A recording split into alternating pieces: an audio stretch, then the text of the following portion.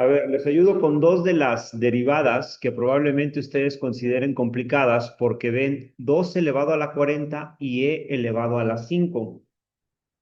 Es un problema muy típico que cuando ven expresiones que involucren a e, a pi, potencias, lo primero que piensen es aplicar una fórmula incorrecta. Es algo muy típico que pasa cuando quieren calcular derivadas, o que empiecen a inventar cosas extrañas o que de plano no contesten absolutamente nada, ¿de acuerdo?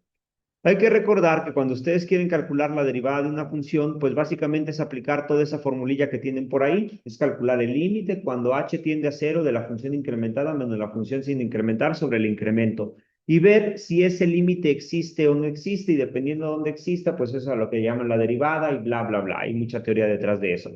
La parte importante después en las aplicaciones es recordar que ya hay algunas fórmulas que en realidad alguien se sentó, hizo las cuentas, se puso a calcular todos los límites y llegó a unas expresiones bien claras para calcular derivadas, expresiones de las que ustedes conocen de toda la vida, como las que siempre tienen en sus formularios, como ese que está ahí, ¿no? Ustedes tienen expresiones bien claras de, por ejemplo, cuando tengo una constante, su derivada directamente vale cero, que si yo tengo una constante multiplicada por una x, su derivada respecto de x es simplemente la constante. Si yo quiero calcular la derivada de una función potencia x a la n, pues aquí está la expresión y bla, bla, bla. Aquí la parte importante es, estamos derivando respecto de una variable, de la variable que nos está indicando el problema. ¿Qué variable tienen estas funciones que están por acá? Pues la variable x, ¿de acuerdo? Son funciones de la variable x. Entonces va a ocurrir lo siguiente. Como la expresión que está de este lado no tiene x, o ustedes ven una x aquí, no tiene X. Entonces esto es una constante. Y lo mismo pasa en esta que está por acá. Esta expresión tampoco tiene X, entonces esto es una constante.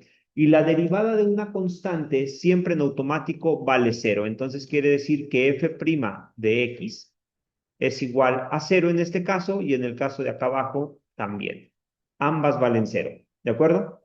Lo podemos hacer por concepto de límite. Ya vi por ahí algunos que se equivocaron, ¿verdad?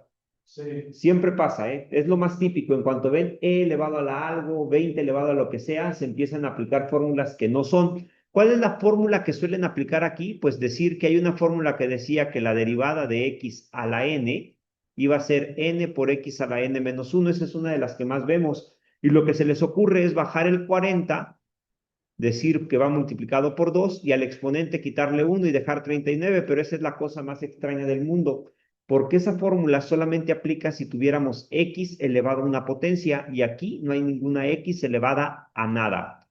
Ok, a ver, la otra parte importante, si nosotros hiciéramos el cálculo de la derivada aplicando la definición formal, utilizando el límite cuando h tiende a cero de toda esa expresión, vamos a llegar a lo mismo. Lo voy a hacer para una sola de las funciones y verán que la respuesta en este caso será cero.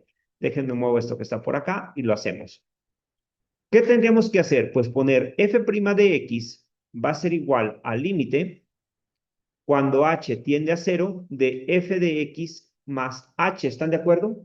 Pero como aquí no hay x, entonces no puedo hacer x más h, literalmente se queda lo mismo, es decir, que si lo hiciera me queda lo mismo. Me quedaría 2 elevado a la 40 menos f de x, pero pues esa es la misma que está por acá, sería 2 elevado a la 40 dividido entre h. Díganme cuánto queda en la expresión que está arriba. Cero. Y cero dividido entre h, cero. Por lo tanto, cuando yo siga calculando límite, cuando h tiende a cero de cero, va a ser cero. Entonces llegamos a esa expresión. Por eso, cuando ustedes tengan funciones constantes, ya no vale la pena calcular límites. En automático, la derivada vale cero. ¿De acuerdo? ¿Dudas, preguntas, cuestiones? No.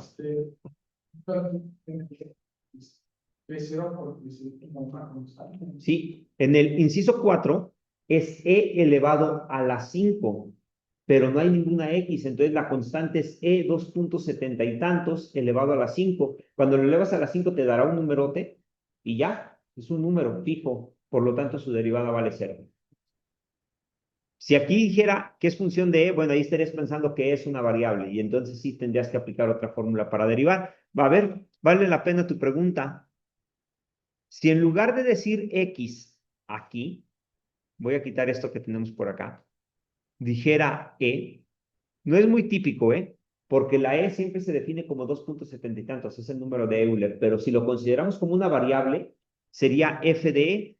Es decir, que tiene la estructura de que esta cosa de aquí es la variable que está aquí elevada a una potencia. Entonces, cuando tú tienes variable elevada a una potencia y tú quieres derivar respecto de esta variable, ¿de acuerdo?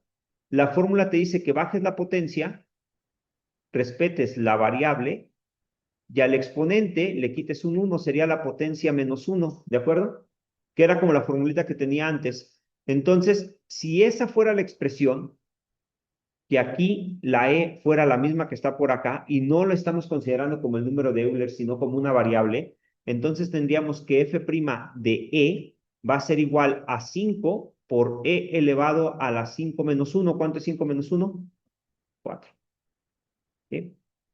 Ahí sí.